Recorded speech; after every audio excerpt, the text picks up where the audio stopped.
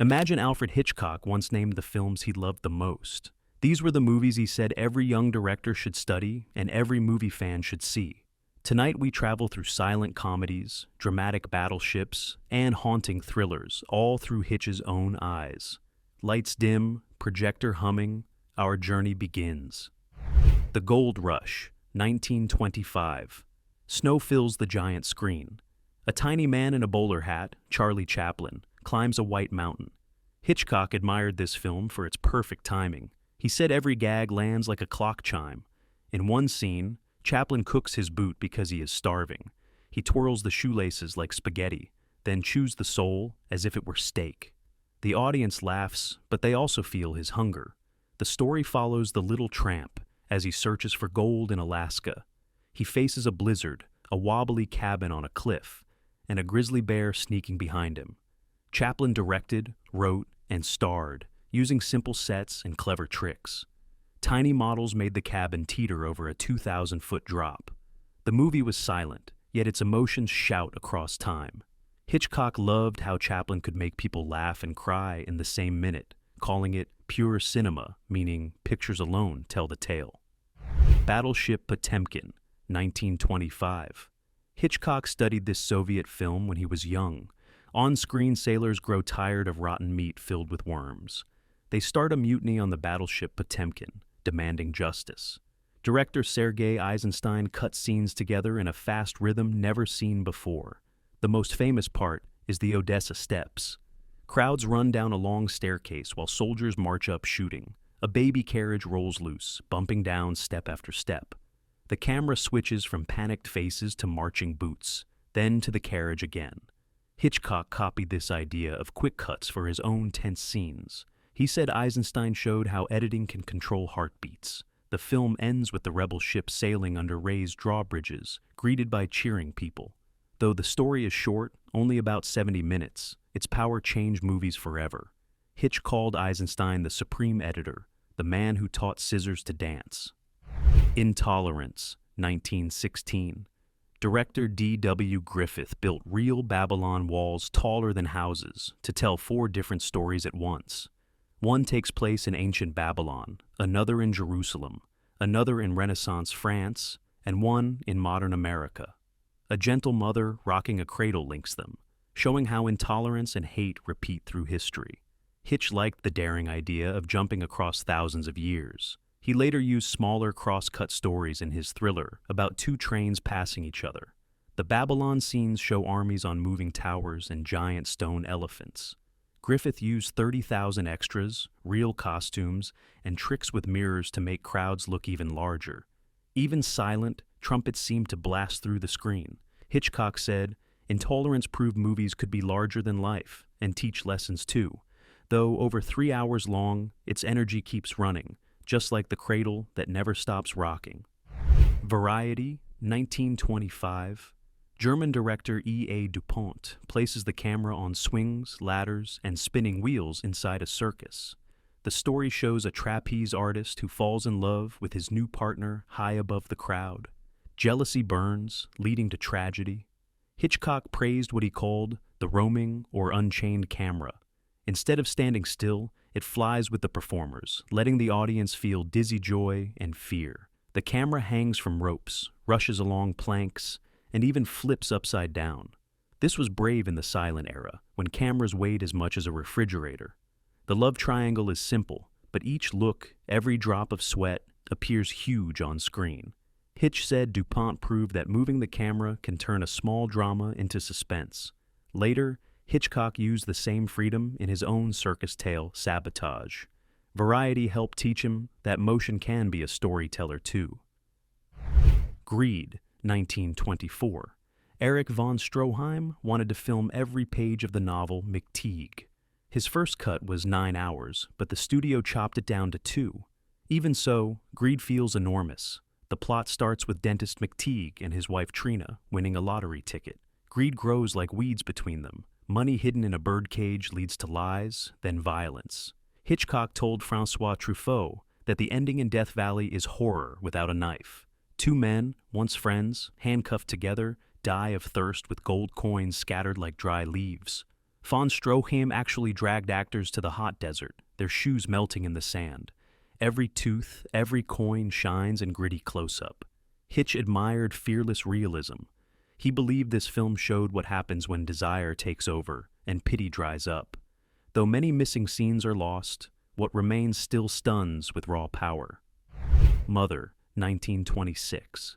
Russian director Vsevolod Pudovkin tells the tale of a simple mother caught in a workers' revolt. Her son joins protesters, soldiers fire, snow turns red. Hitchcock used this film in London, lectures to explain linkage montage, meaning one image leads minds to the next. Pudovkin shows ice breaking on a river, then cuts to police lines cracking apart. The mother hides rifles in her quilt, tears shining on her face. At the end, she stands before charging cavalry, arms wide, a symbol of pure courage. Pudovkin mixes close faces with sweeping crowd shots, teaching viewers to connect feelings and ideas. Hitch loved how editing can glue emotion to action. Mother is both small, a family story, and huge, a revolutionary picture, proving that heartbeats echo in history. Sunrise, 1927. In Sunrise, a simple farmer is tempted by a city woman in a black dress. She whispers, "Sell your farm, drown your wife, run away with me." Director F.W. Murnau moves the camera like a ghost over marshes and through fog. When the farmer and his wife reach the city, streets fold open, lights sparkle, horns honk. Hitchcock called this film a heartbeat on screen because the shots breathe with the characters. A single take follows them across a busy road, cars zipping by, yet they do not notice because love returns. Sunrise used hidden tracks so the camera could glide smoothly, a new trick in 1927.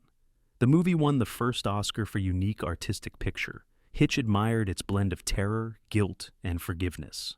Watching Sunrise feels like reading a fairy tale painted with light. The Passion of Joan of Arc, 1928. No crowns, no castles, only faces fill the frame. Director Carl Dreyer tells the trial of Joan of Arc using giant close-ups.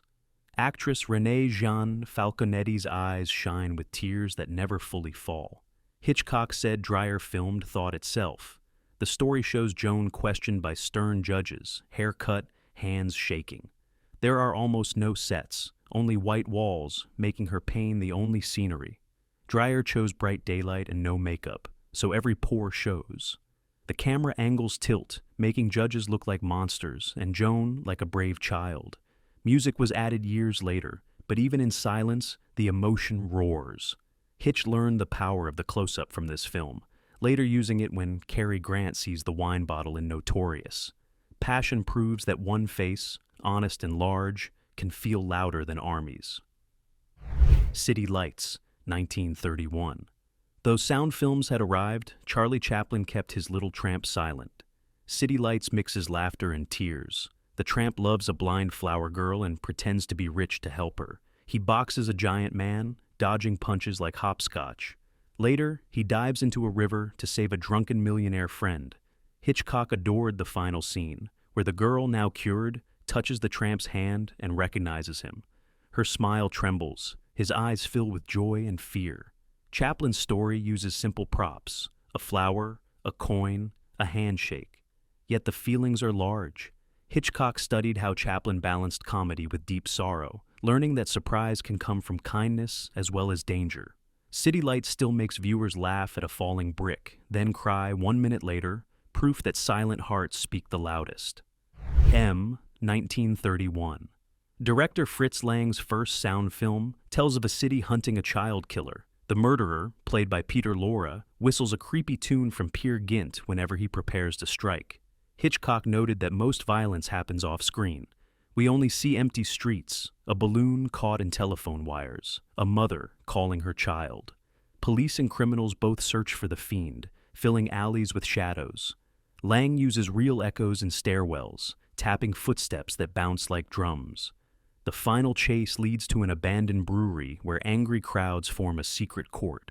Lang shines flashlights across sweating faces. Hitch admired how sound could scare without showing blood. He later used similar tricks with birds flapping, or a ticking bomb. M shows how terror grows in the mind, not just the eye. The Blue Angel, 1930. A strict German professor falls under the spell of nightclub singer Lola Lola, played by Marlene Dietrich. Director Josef von Sternberg bathes each cabaret scene in foggy light, smoke curling, feathers floating. Hitchcock loved the thick atmosphere, saying Sternberg controlled air itself. The professor visits the Blue Angel Club to punish students, but instead hears Lola sing Falling in Love again. Her low voice and laughing eyes melt his stern heart. He buys clown makeup, becomes her stage fool, and loses respect. The ending shows him back at his school, broken, clutching his old desk. Dietrich later acted for Hitchcock in Stage Fright, a tribute to this film. The Blue Angel warns how desire can undo pride, told with songs, shadows, and a sad clown's silent tear. During World War I, French officers are prisoners in a German castle. They plan escape, tunnels, share meals, and learn each other's languages. Director Jean Renoir keeps the camera gentle, gliding beside men as they speak of family and paint stage backdrops for a play. Hitchcock admired Renoir's invisible camera. No flashy moves, only clear eyes. The story shows that class and humanity cross enemy lines. A French captain, once a mechanic, becomes friends with a wealthy German commandant, both bonding over flowers in a greenhouse. Later, the prisoners run across snowy borders to freedom. The movie used real forts and simple lighting, letting human faces shine. Hitch borrowed the single-set idea for Lifeboat, where strangers must work together on a boat. La Grande Illusion proves war films can focus on hope, not just battles. Citizen Kane, 1941. A giant mansion, a single word, Rosebud. Director Orson Welles starts with the death of newspaper King Charles Foster Kane, then rewinds through his life. A lonely boy playing in snow, a powerful man building an opera house for his wife, an old ruler wandering empty halls. Hitchcock called this movie audio-visual bravura. The camera slides through neon signs, under tabletops, and even up to a rooftop billboard. Deep shadows mix with bright firelight, showing glory and gloom at once. Sounds overlap, people talking over each other like real life. Welles was only 25, yet used radio tricks, stage lights, and new camera lenses. Hitch screened Citizen Kane for his crew before making Notorious, saying, "Watch how every angle serves the story." Kane teaches that a simple question, what Rosebud was, can lead audiences through a whole universe. Bicycle Thieves, 1948. Rome after World War II is hungry for work. Antonio finally lands a job hanging posters, but needs a bicycle. When thieves steal it, he drags his young son Bruno across markets, churches, and soccer crowds to find it. Director Vittorio De Sica used non-professional actors, real streets, and natural light. Hitchcock praised its documentary eye, realism that makes fiction feel living. The movie shows everyday struggles, pawning bed sheets, eating a rare pizza slice, stepping into rainstorms. Bruno's small footsteps echo behind his desperate father, showing love stronger than any speech. In one famous moment, they share a plate of ravioli, pretending life is normal. At the end, Antonio almost becomes a thief himself. Hitch told his daughter Patricia to watch this film to understand why small truths matter. Bicycle Thieves remind us that suspense can hide in simple hopes, like keeping a job to feed a child. Earth, 1930. Ukrainian fields wave under golden sun while farmers celebrate new tractors that promise big harvests. Director Alexander Dovzhenko fills the screen with close-ups of ripe apples, spinning wheat, and smiling faces. Hitchcock loved this ballet of motion, where nature dances with people. When a rich landowner kills young Basil, the tractor driver, grief spreads like storm clouds. Yet the village carries Basil's coffin through moonlit rows of sunflowers, singing songs of unity.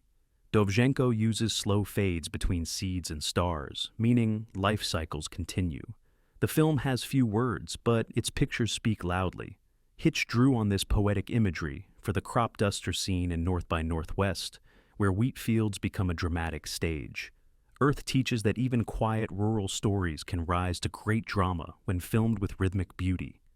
You have just seen the movies that shaped Alfred Hitchcock's imagination, the very bricks he used to build his own suspenseful towers. These films still breathe with life, laughter, danger, and hope. Find them, stream them, share them. Let their light flicker on your walls the way they once glowed in Hitch's private screening room. Cinema history is waiting. Roll your projector.